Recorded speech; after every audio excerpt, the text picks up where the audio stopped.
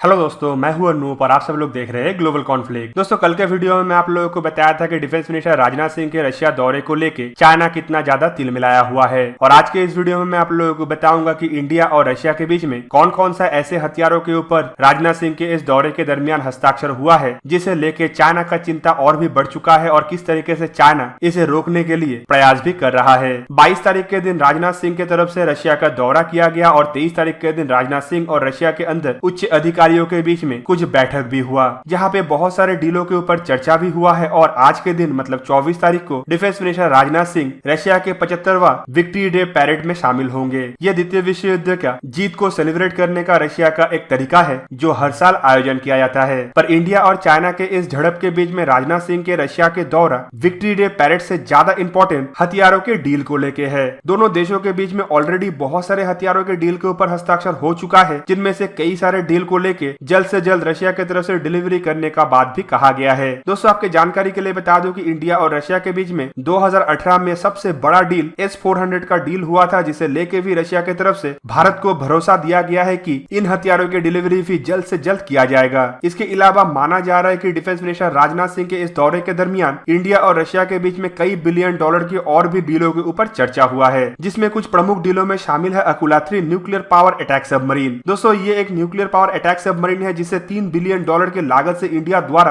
Russia से lease में लिया जाएगा। और सुनने को आ रहा है कि इस डील के ऊपर भी हस्ताक्षर हो गया है और रशिया की तरफ से अपने अकुला क्लास के सबमरीन को रिफीट करके 2022 तक इंडिया को डिलीवर किया जाएगा। इसके अलावा दूसरे नंबर पे है Kamov KA-2260 light utility helicopter, जो रशिया के रोसावरण एक्सपोर्ट और कामोव ग्रुप के साथ एक ज्वाइंट वेंचर में इंडिया के हिंदुस्तान एरोनॉटिक्स लिमिटेड द्वारा भारत में ही मैन्युफैक्चर किया जाएगा। ऐसा करीबन 200 हेलीकॉप्टरों को इंडिया द्वारा खरीदा जाएगा, जिनमें कुछ हेलीकॉप्टर तो डायरेक्टली रशिया से बन के मिलेगा, लेकिन बाकी के हेलीकॉप्टर इंडिया में मेक इन इंडिया के तहत बनाया जाएगा। इन हेलीकॉप्टरों का डील का लागत करीबन $1 बिलियन है और ये एक यूटिलिटी हेलीकॉप्टर मतलब हर तरीके के काम में इस्तेमाल होने वाला हेलीकॉप्टर है। 2018 में इंडिया और रशिया के बीच में इन हेलीकॉप्टरों के डील को लेकर मेमोरेंडम ऑफ अंडरस्टैंडिंग के ऊपर हस्ताक्षर हो गया था और कुछ टेक्निकल कारणों की वजह से ये डील अभी तक अटका पड़ा हुआ है। दोस्तों, इसके अलावा है advance terrain assault rifle AK-203 assault rifle. Bharat और रशिया के बीच में ज्वाइंट वेंचर में इन राइफलों को अमेठी में स्थित ऑर्डिनेंस फैक्ट्री में बनाया जाएगा, जिसका ज्वाइंट वेंचर ऑलरेडी शुरू हो चुका है और ये जल्द ही प्रोडक्शन लाइन में भी आ जाएगा। प्राइस नेगोशिएशन को लेकर इसे अभी तक रोक के रखा हुआ था और ये डील के ऊपर भी डिफेंस मिनिस्टर राजनाथ सिंह के दौरे के दरमियान बातचीत हुआ है। और दोस्तों, आपको सुन के हैरानी होगा कि ये 7 लाख असॉल्ट राइफलों का डील है। मतलब इंडियन आर्मी में जो पुराना राइफलों का इस्तेमाल किया जा रहा है उसे इन राइफलों के द्वारा रिप्लेस किया जाएगा, जिसका लागत करीबन $1.6 बिलियन का है। और ये इंडिया में बनने से आने वाले समय में इंडिया का खुद का असॉल्ट राइफल बनाने में भी काफी मदद मिलेगा। दोस्तों, इसके अलावा 4 कार्विकी क्लास का फ्रिगेट को लेकर भी इंडिया और रशिया के बीच में डील हुआ है, जिसमें से 2 जहाज रशिया से बन के भारत को मिलेगा, जबकि बाकी के 2 जहाज गोवा शिपयार्ड लिमिटेड में रशिया के मदद से बनेगा। इसका लागत $2.5 बिलियन है। और दोस्तों, इसमें भी भारत और रशिया के बीच में बातचीत हुआ है और रशिया के द्वारा बताया गया है कि तय समय पे इनमें से दोनों जहाजों को भारत को डिलीवर कर दिया जाएगा और भारत के अंदर गोवा शिपयार्ड लिमिटेड में रशिया के जहाज बनाने के लिए फैसिलिटी को भी डेवलप किया जा रहा है। दोस्तों, नेक्स्ट डील है इंडिया और रशिया का इमरजेंसी परचेस को लेके। यहाँ पे आप लोगों को मैं कुछ दिनों से बता रहा हूँ कि इंडिया और रशिया के बीच में 33 फाइटर एयरक्राफ्टों के ऊपर डील हुआ है और डिफेंस मिनिस्टर राजनाथ सिंह के दौरे के दरमियान इसके ऊपर भी चर्चा हुआ है और रशिया जल्द से जल्द इन फाइटर एयरक्राफ्टों को इंडिया को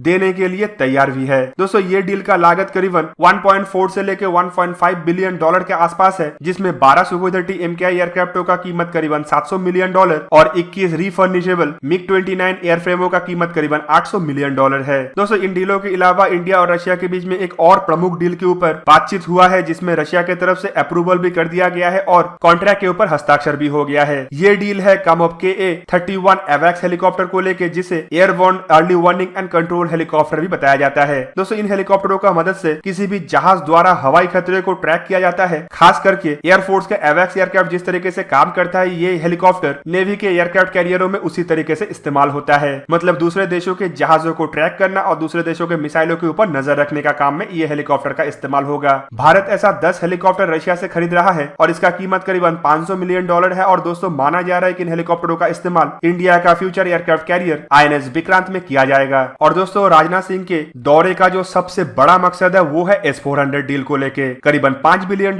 के इंडिया और रशिया का जो S-400 डील के ऊपर हस्ताक्षर हुआ है, उसका डिलीवरी 2021 से किया जाना है। वैसे अगर देखें तो राजनाथ सिंह के दौरे से पहले ही इस बात को लेके मीडिया में बातचीत बातचीत हो रहा था कि इंडिया रशिया को इन मिसाइलों के डिलीवरी को जल्द से जल्द करने को लेके कह सकता है, और अब सुनने को आ रहा है कि इंडिया की तरफ से रिक्वेस्ट करने के बाद रशिया द्वारा तय समय तक या तय समय से पहले ही इन मिसाइलों की डिलीवरी करना शुरू कर दिया जाएगा। जबकि कुछ महीने पहले रशिया की तरफ से ये कहा जा रहा था कि लॉकडाउन और ये महामारी के वजह से और इंडिया द्वारा अमेरिकी सैंक्शन की वजह से जो पेमेंट में डिले हुआ था उसके कारण डील के डिलीवरी में थोड़ा बहुत ज्यादा समय लग सकता है। लेकिन अब रशिया भारत को ये तय समय पे, मतलब जिस समय हथियारों के डील के ऊपर हस्ताक्षर हुआ था उस समय में जो टाइमलाइन रखा गया था उसके तहत ही S-400 का डिलीवरी करेगा। दोस्तों इन सब हथियारों के डील को लेकर चाइना काफी ज्यादा चिंतित है और चाइना की तरफ से कल ही अपने ग्लोबल टाइम्स में एक लेख लिखते हुए कहा गया था कि इंडिया और चाइना के इस मुद्दे के बीच में कोई भी देश भारत को सपोर्ट करने नहीं आएगा, जैसे कि 62 में भी नहीं आया था। चाइना का यह भी कहना था कि रशिया या अमेरिका कोई भी देश इस बीच में नहीं आ पाएगा या फिर चाइना को नहीं रोक पाएगा। पर अब सुनने को आ रहा है कि रशिया का यह हथियारों के डील को रोकने के लिए चाइना की तरफ से भरपूर प्रयास किया जा रहा है और चाइना की तरफ से रशिया को इस बात पे मनाने का कोशिश किया जा रहा है कि भारत के साथ में ऐसे समय में हथियारों के डील के ऊपर हस्ताक्षर ना किया जाए या फिर किसी भी तरीके से भारत को हथियारों का सप्लाई ना किया जाए। दोस्तों इससे आप लोगों को पता चल रहा होगा कि चाइना किस तरीके से कूटनीति का इस्तेमाल करके या फिर एक तरीके से बोले तो चालबाजी का इस्तेमाल करके भारत और रशिया के डील को रोकने का कोशिश कर रहा है। लेकिन रशिया की तरफ से साफ कर दिया गया है कि ऐसे डीलों के ऊपर किसी तरीके से कोई भी रोक या फिर डिले नहीं किया जाएगा। पर रशिया द्वारा यह भी बताया गया है कि इंडिया और चाइना का जो बॉर्डर में झड़प चल रहा है उसमें रशिया का हस्तक्षेप या किसी और देश का हस्तक्षेप का कोई जरूरत नहीं है और दोनों देश एक साथ इस मामले को निपटा सकता है। पर रशिया जिस तरीके से न्यूट्रलिटी को अपनाया है और भारत को जिस तरीके से रशिया द्वारा इस सिचुएशन के दरमियान भी हथियारों का सप्लाई किया जा रहा है या हथियारों का सप्लाई करने का बात कहा जा रहा है, वो ये साफ साफ दर्शाता है कि रशिया का झुकाव भारत की तरफ है और रशिया भारत को इनडायरेक्टली हर तरीके का मदद करेगा, जैसे कि गोला बारूद का सप्लाई हो या फिर नया नया हथियार हो। दोस्तों इसके अलावा आपको ये भी बता दूं कि नया हथियारों के अलावा जो पुराना हथियार भारत द्वारा इस्तेमाल किया जा रहा है, खास करके आर्टिलरी, सुखोई 30 MKI जैसे फाइटर एयरक्राफ्ट, MiG-29 जैसे एयरक्राफ्ट और T-90 T-72 जैसे टैंक, उसका एमुनेशन और स्पेयर पार्ट्स को लेकर भी भारत और रशिया के बीच में एक डील के ऊपर हस्ताक्षर हुआ है और भारत द्वारा कुछ इमरजेंसी बेसिस पे रशिया से इन हथियारों का एमुनेशनों को भी खरीदा गया है। और रशिया द्वारा यह भी बताया गया है कि इन हथियारों के एमुनेशनों में किसी भी तरीके का कोई भी कमी आने नहीं दिया जाएगा और भारत को जरूरत के मुताबिक हर एमुनेशन का सप्लाई किया जाएगा। तो दोस्तों आप लोगों को क्या लगता है कि इंडिया और रशिया के बीच में जिन डीलों को लेकर चर्चा हुआ है या फिर जिन डीलों के ऊपर हस्ताक्षर हुआ है वो भारत के लिए कितना महत्वपूर्ण होगा और चाइना द्वारा जिस तरीके से इसे रोकने का प्रयास किया जा रहा है उसमें चाइना को कितना बड़ा विफलता मिला है, कमेंट करके जरूर बताइए। और अगर वीडियो अच्छा लगा हो तो इसे लाइक कीजिए और चैनल को जरूर सब्सक्राइब कीजिए और साथ में ही बना हुआ बेल आइकन को प्रेस कीजिए ताकि आप मेरा वीडियो देख पाए सबसे पहले। जय हिंद।